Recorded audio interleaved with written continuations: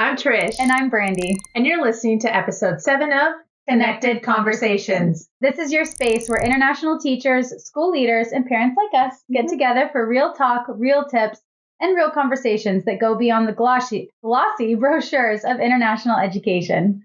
Between us, Brandy and I have been doing this international teaching gig for nearly 40 years on 4 continents, in 8 countries, and countless types of schools. Yep, and we've taken those first risks, and we've learned a lot from our many growing pains and divergent paths along our way. That's right. So whether you're considering that first job abroad, just trying to understand your child's new international school, or figuring out if it's time for a change, we've been where you're sitting, and we're here to help you through the pros and cons of it all.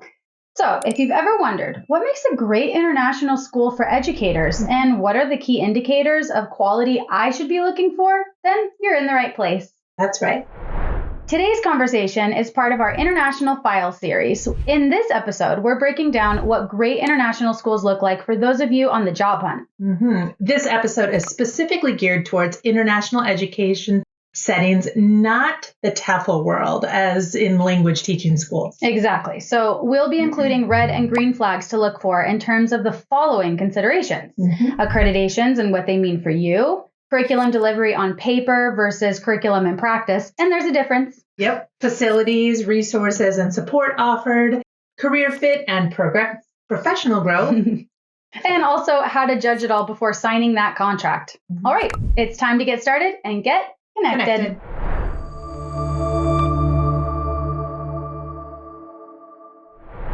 So let's get started by discussing school accreditations and what they mean to you.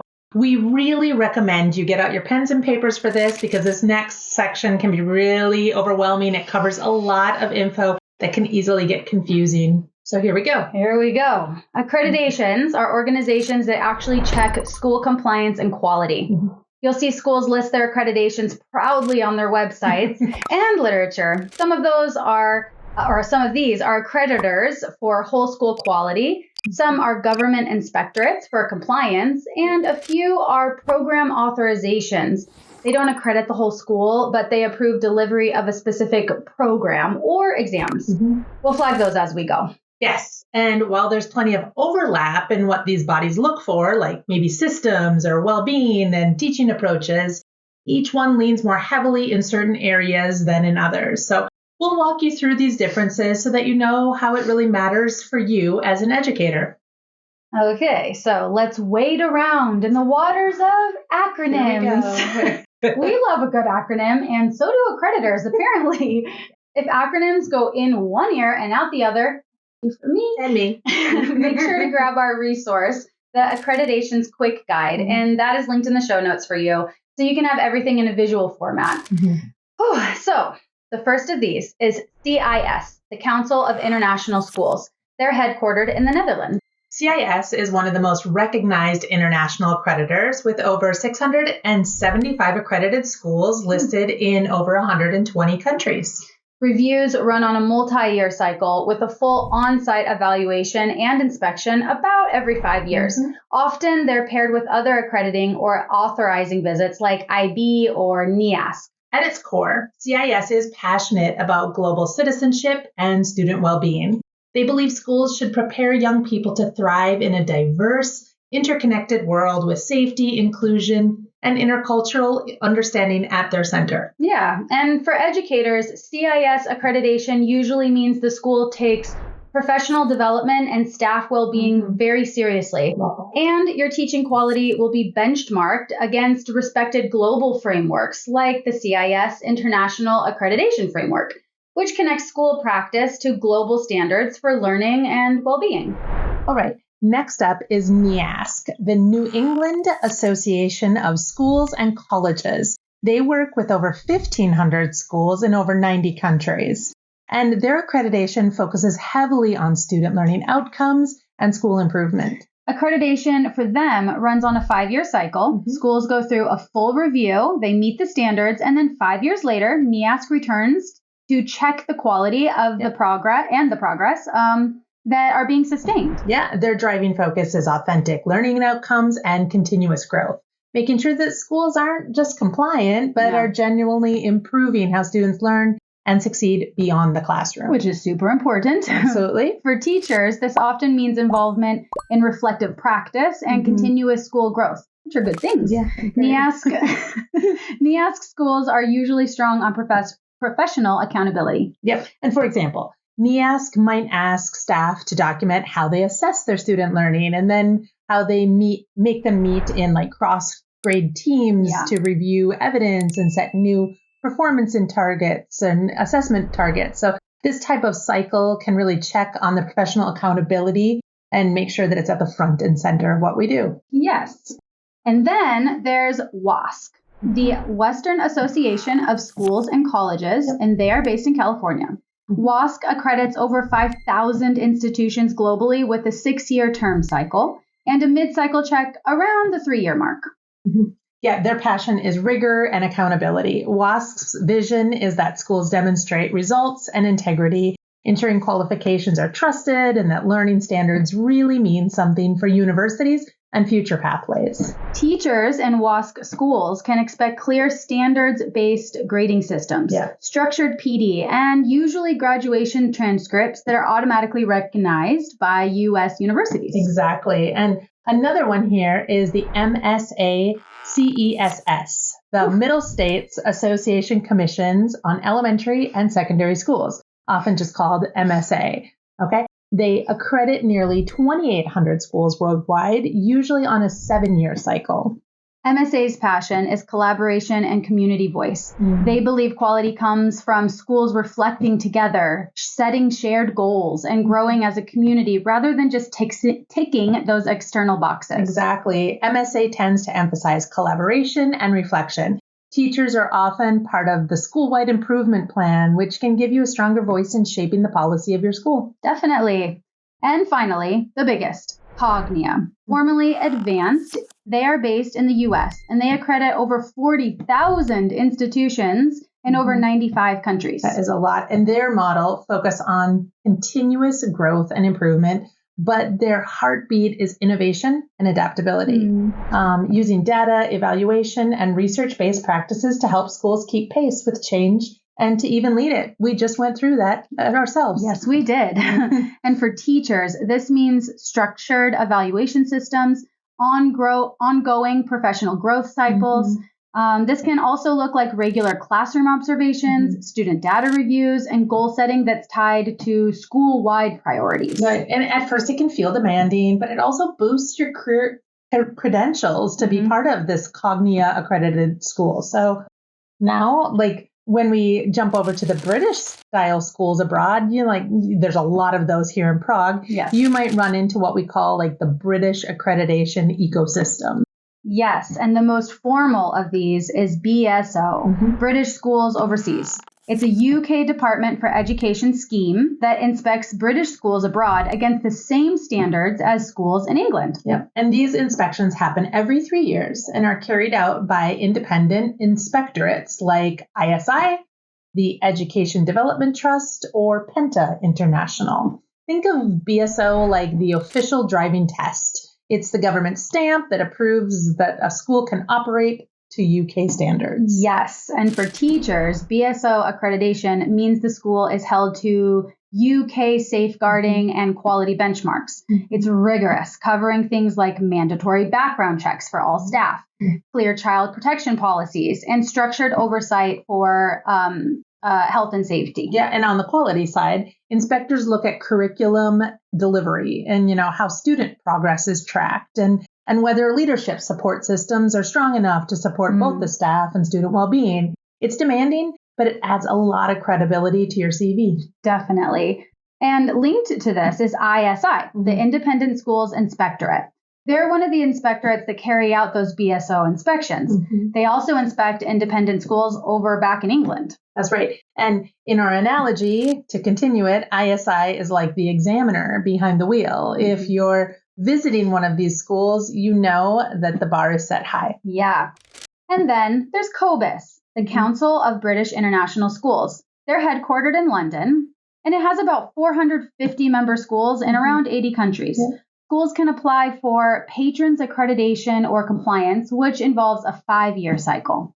If BSO is your license and ISO is your examiner, then COBIS is like the car club you can join once you've passed your test. I love that. You don't actually need to drive the car, as in you don't need to be a BSO school, but it gives you lots of benefits like training, resources, and a global network of other British schools that you can connect with. Yeah. And for teachers, COBIS signals that the school is connected to a global British network, meaning access to professional development, training, and collaboration opportunities beyond just your own campus. Finally, let's talk about program authorizations. Okay. These don't accredit the whole school, but they approve the delivery of a specific curricula or doing certain exams. And the most famous of these is the International Baccalaureate, or IB. This is based in Switzerland. There are over 5,900 IB schools worldwide, and they're running more than 8,000 programs in 160 countries. That's a lot of numbers. More every day. More coming online every day. Yes, it's a big buzzword / authorization. Yeah, for sure. Authorization and reevaluation for IB happen about every 5 years. Yep. And the IB's passion is developing globally minded learners. I love that. They care about inquiry, critical thinking, and intercultural understanding more than just test scores. I love that too. For teachers, that means either arriving with IB training or being sent to official IB training workshops once you're hired. In practice, you'll be running student-led projects, documenting reflections, and you'll be weaving in international perspectives across all of your lessons. It's rigorous, and we know that, but IB training on your CV is career gold. Right. Another curriculum then is there's there's Cambridge Assessment International Education, or CAIE. Okay. So this group, they work with over 10,000 schools in 160 countries, approving them as exam centers for IGCSEs, which are those mid-secondary exams taken by 14 to 16-year-old students, as well as then the A levels, which are the final school leaving qualifications for 16 to 18-year-olds. This might be a lot. Like, we're from America and we didn't have these before we got here, so we're learning them too. Yes, there's a big learning curve here. Go get the resource. Got the pencil? Cambridge's mission is academic excellence and global standards. They're super passionate about ensuring qualifications are consistent and trusted across the world. Right. And for teachers, Cambridge authorization doesn't mean like whole school accreditation, but it does mean that the school is officially recognized to run Cambridge exams. Yeah. So day to day, that can mean marking coursework to Cambridge rubrics, preparing students for externally set exams, and often receiving in-house Cambridge training to keep all of those expectations consistent. Right. Another one you might see is Pearson Edexcel. Okay, Edexcel, excuse me. So another big UK exam provider with over 5,500 global partners. Again, this is an exam center authorization rather than a whole school quality assurance accreditation. Their focus is on broad access and flexibility, making sure schools around the world can deliver qualifications that are recognized by universities and employers. Yeah. So for teachers, that often looks like guiding students through modular exam prep, uploading coursework for external moderation, and working with digital exam platforms. It's more about exam delivery systems than the whole school culture. Right. And for U.S. curriculum schools, they often end in the College Board's Advanced Placement, or AP, authorization. And this is course by course. If you're teaching AP, your syllabus has to pass the College Board's audit system before you can put AP on your student transcript. The College Board's vision is about opening university pathways, giving students rigorous college-level coursework in high school. Yep. And for teachers, that means crafting a detailed syllabus, submitting it for approval, and then guiding students through the intensity of AP exams. That's where I started when I was back in Washington. Yes. So it can be a lot of pressure, but it's also a mark of trust that your course is truly university level. Yep.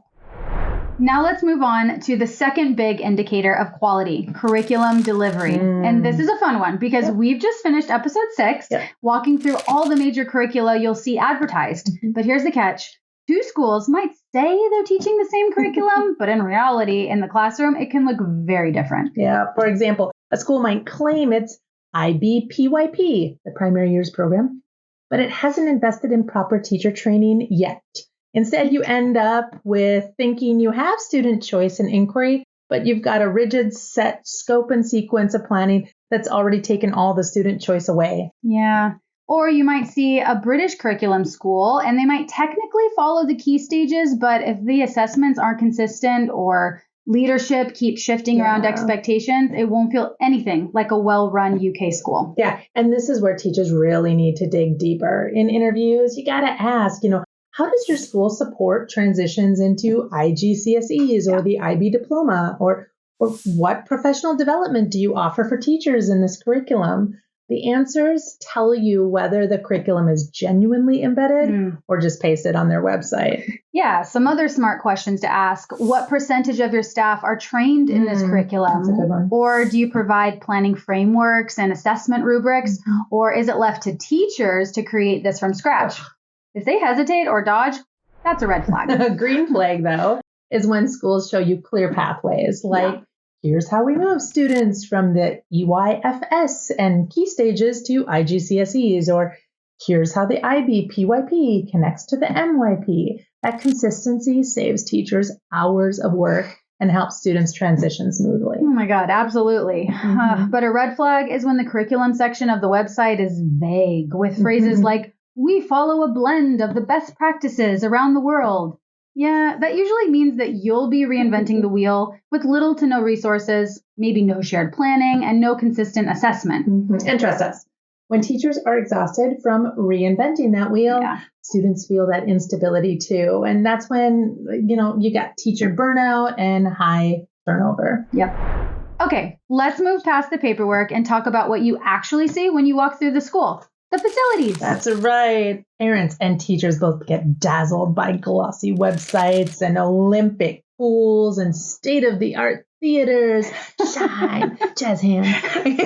But the truth is, shiny facilities don't always mean quality teaching and learning. Yeah, exactly. And as an educator, the first things I ask are practical. What's the student to teacher ratio? What's the class size cap? And what's the resource budget? Am I expected to buy my own markers and glue sticks, or is the school actually going to be resourcing my classroom? And beyond that, I'm also noticing the human details. Like, pay attention to the students you see. Do they greet you in the hallway? Do they make eye contact? Do they seem calm and confident in their space? Yeah. Or do they seem silent, bored, or on the other side, super out of control? How are other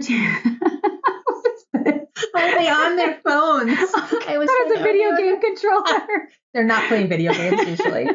Also, have a look. How are other teachers interacting with students? And the hallways tell a story too. Is there authentic student work in the hall? Essays, messy drafts, art projects, or just the posters and marketing banners? Is the work fresh and varied, or is the same display poster replicated right down the corridor? Those differences can tell you whether a school celebrates student voice or they just curate an image. Yeah, and we've been in schools that have done either of those things. Yeah, all of the above. Yes. When I look into classrooms, I'm asking, is this an authentic learning environment? Are there bulletin boards that students can actually use, like word walls or math prompts? Are the shelves stocked with supplies that they can access themselves? Do you see corners or nooks designed for reading, inquiry, or collaboration? Or is everything locked away and very squeaky clean with the teacher acting like they're the only gatekeeper? It's my key, precious. But green flags? When the schools highlight strong support for staff and working technology and, yes, including reliable Wi-Fi, functioning interactive whiteboards, printers that actually work, and devices that aren't 10 years old. Yeah, and when the classrooms feel alive with evidence of student thinking on the walls, interactive displays, and, kids comfortable enough to get what they need without having to ask. Yep. Some red flags when a school shows off facilities on Instagram, but they aren't actually being used in practice when you go to visit them. Like a science lab that it's spotless, but it has no signs of student experiments. Can't get that smell of science, The interactive boards are switched off or maybe gathering dust. If shiny spaces don't match the day-to-day learning you see in classroom, well, that's a bit of a warning sign. Absolutely. And okay, I know this might be a little too woo-woo for some, but I always I advise my friends to just simply feel the atmosphere and the energy in the school. You can walk in and without even observing something specific, you can literally feel the energy. Absolutely. Do you feel excitement and happiness or something more stale and cold? Go with those gut impressions. 100%. All right. The next big piece of school quality for educators is to consider seriously when weighing their options. Is this a career fit for me? And do I see professional development and growth potential? Yeah, for teachers, this is about what opportunities exist beyond the classroom. Will the school fund IB or Cambridge training? Yes. Is there a pathway into middle leadership or mentoring roles? Does the school promote from within, or are they always looking for outside leadership to come in and shake things up? Yep. These are questions to ask during the interview process. Okay. One of the biggest things that I look for is for clearly established appraisal and or mentoring systems within the school. Like for me, good schools give constructive feedback and support your growth to their students and staff. Like weak schools use appraisals and teacher observations as like box ticking exercises and potentially only do it at random intervals just to penalize you, unfortunately. Yeah. So what are your green flags as you're considering your options here? Look for schools that openly talk about their PD budgets and their PD offerings that they're going to give you along the way. Ask what inset or PD days look like and what they offer throughout the year, as well as how meeting structures are timetabled into the school day. Right. Are they last minute pop-up meetings or what? So make sure to find out what pathways are already in place for future leadership opportunities at the school. Even if you're not interested in leadership right now, like knowing that your school has a system to promote educator development from within shows that they care about their staff and like helping them grow. And I guess we all want to be supported at some point in our career growth. I think we do. I would like to. Yeah. And also just look into what mentoring or buddy programs are in place for new teachers. A school that lists that they have most or all of these programs in the interview, they know half the battle. A school that can tell you this, that their program has changed and it's directly benefited from its staff. Those are examples that the school really means what they say and they'll follow through. Right. And a lot of that probably came from their last accreditation walkthrough. So, you know, they're learning these things about themselves. I love that growth mindset. Okay. And what about some red flags? When schools give the impression that professional development is just some sort of PowerPoint at the beginning of the year, you get that sent to you in a PowerPoint and they don't have PD service days like built into their calendar when you get it. Maybe because they'll give the excuse that parents don't like rearranging childcare. That is a red flag. Yeah. Schools that give the impression that they will talk at you in regards to PD instead of wanting to develop with you. And they want to draw on your previous professional development experiences are ones to potentially steer clear of.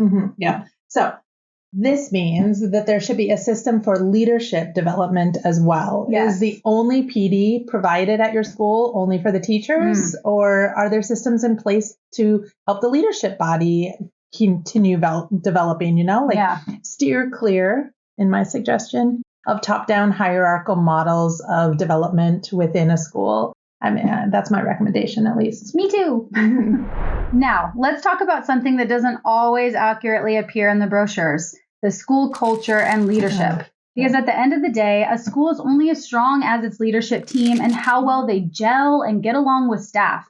And this causes a ripple effect through the community. Parents and teachers alike can feel this one almost immediately. Yeah, for teachers, sometimes you'll meet a super charismatic school leader, but in the end, you'll find out that this person is a line managing dictator. Yeah. Okay, sometimes what he or she says about the school and says it's so great isn't actually what's evidenced and that you're seeing or hearing from the teachers when you're in classrooms. So find out how your school handles complaints from all stakeholders, including students, staff, and parents. Are staff supported and empowered to make decisions in their classroom, or do the will of the parents reign supreme? As we've mentioned before, these international school settings, at the end of the day, they are businesses. And who pays the tuition? Parents. It can be tricky, if not messy, when there's that overlap of roles where parent satisfaction affects not only student well-being, but also the school's finances. For sure. And consider the type of leadership that's at the school. I've worked at many schools, and for me personally, I work best with leaders who are open and transparent and clearly support me to be the best teacher that I can be. And they lay out these in policies and procedures and make it clear that when I follow these, they're going to support me. I like it. I like that transparency. So sometimes in the high school and secondary IBDP world, for example, parents can become quite passionate, dare I say it, mini dictators about what the school should or shouldn't do to accommodate their very special child. And if your school leader will cave into the will of every parent who comes in the door and leaves you as a teacher not knowing what to expect in each situation, you're going to quickly lose trust in that leader. Yeah, definitely. Ugh. And that energy, it becomes palpable among staff. When a leader doesn't walk the walk that they talk, it can be hard to follow them. And I know for me personally, I need a school leader who places a large emphasis on the work-life balance. Not just saying it, but doing it. I want to see the leaders that I'm working with going home and enjoying hobbies, being real people, like being passionate about a quality life outside of school. I'm not impressed by leaders who live at school 24/7, and I hope that I don't do that as well. It's not sustainable, and I want to feel cared about beyond being just an employee, but as a human being with other passions. Yeah, the sacrifices that leaders do is huge and amazing, but inspire your staff to find the balance. I agree with you so much there. And we've taken many leadership and management courses, Brandy and I, and we've had many discussions about the different types of school leadership that I think we both are as school leaders and what we thrive under and who we like working with. And there are so many styles out there ranging from transformational to emotional to laissez-faire leaders and everything in between. And we all of us bring our contextual baggage to our careers, and we all thrive under different types of leaders. So find out what that new leader is and see if it's a good fit for you. Definitely. And not only does your school leadership reflect on you and your colleagues and how confident you feel in the classroom, but eventually your parent community will start to tell how successful your school leadership is too. They see it in the school's culture 100% in teacher stability, communication, and whether classrooms feel consistent and well supported. Yeah, and is the messaging the same? Strong school leadership means better teacher retention and a stable learning environment for your child. So weak leadership can often lead to a revolving door of staff, and kids start to notice this. Teachers who stay tend to become disenfranchised and, defeated as time wears on. So the green flags here, they include transparent communication, leaders who are visible and really know their staff and their students personally, and consistently deliver on the school's vision, mission, and values. Right. And meanwhile, those red flags, if the school changes head teachers every year or a couple of years, or if the mission and values are painted on the wall, but when you ask, no one in the building can really tell you what they are or what they mean. So, how do you actually figure out if the school is a right fit before you move your life across the world? Here's some practical checks for you. Okay. Ask which accreditations the school has and when their last inspection was. Special kudos to all those schools out there who are transparently posting these inspections on their website and making them public, as you are required to in UK schools. Right. And perhaps request to speak with a current teacher. Many good schools, they'll already arrange this for you. Sure. Okay. They might pick a teacher who's on their side, but if you ask the right questions, you'll be able to suss out if all that glitters is truly gold. Yep. And another big hint, look up staff turnover rates or ask about them, like what's the longest tenure or how often do teachers stay? Sometimes you can just figure this out by looking at their website from year to year. And if half the staff leave every year, that's a problem and should be a warning sign to ask more questions. Yes. And also research Google reviews, parent forums, or Facebook expat groups for teachers. But do so with a grain of salt. There's a lot of complainers that like to share their voice on the internet.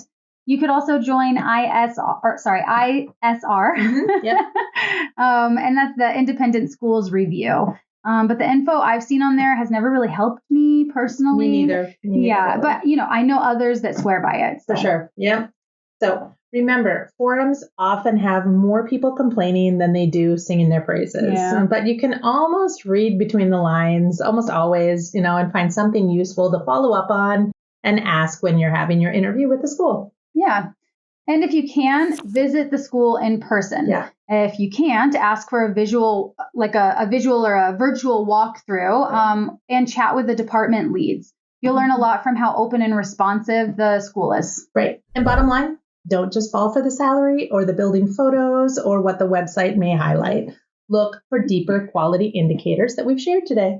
Where we've talked about accreditations, curriculum deliveries, different support systems, leadership, and career growth. Whew, that's a lot. Mm-hmm. Because you know what? At the end of the day, a school can offer the same curriculum as another, but it's how it's led, how it's resourced, and how it's supported that makes the difference between thriving and barely surviving. Okay, let's bring this all together. Today, we unpacked what actually makes a great school a great fit for you as an educator. We started with accreditations and program authorizations, the official stamps that tell you whether a school is serious about quality and accountability. Yep, and then we looked at curriculum delivery, because it's one thing to see IB or British on a website, but another to know if the school is actually truly delivering on this and doing proper training and is consistent. Yeah, and then we moved into facilities and resources, reminding you that the flashy gyms don't matter as much as class sizes, working tech, and the proper student support. Yep, we also tackled career growth and career fit, asking, is this school actually investing in your professional development and doing good appraisals and giving you leadership opportunities? And we highlighted the intangibles, culture, and leadership. A good school stands or falls on the strength of its leaders and how they treat the staff. Finally, we shared practical ways to judge school fit before you sign. So ask about accreditation reports and try to connect with current staff. So the takeaway here, don't just be swayed by marketing. Yeah. Look deeper at these quality indicators because they're what shape your daily life and long-term career satisfaction. And let's also put it out there that sometimes a school has all the right ticks and you don't discover the reality of the school culture until you're in it. So sorry, that's just going to happen sometimes. Yeah, it's happened to both of us. Mm-hmm. And it's okay too. We've been there before. Just make sure to keep all of these points in your back pocket, in the back of your mind, 2 backs, and just revisit them as your new journey unfolds. You'll be wiser next time. Yeah. So, Brandy, that's it for today's episode of Connected Conversations. Thanks to all of you for joining us as we've lifted the lid on what really signals a school's quality for educators. And if you want to keep those ideas handy, grab our school quality checklist for educators, as well as our accreditations quick guide overview in the show notes or at our platform, connectedglobal.org. And if you're weighing job offers or planning your next move abroad, you can also book a consultation with us to help you walk through your options if you need that help. So again, do that at our website. We'd also love to hear your stories. What's the biggest green flag or red flag that you've spotted in a school before signing? Share it with us in the comments. Yeah, and if this episode helped you, please pass it on to a fellow teacher or leave us a review. It really helps us get more educators connected. Yeah. So until next time, may your new contracts be clear, your school leadership be supportive, and your school mindset be growth-oriented and international. We are zooming through this. Yep. Okay. It was fun. I like it. Who does this on a phone? Nope. That's the wrong one. Hey. Oh my God, yes, we do. Freaking me out. Oh, we might need to start over. Okay.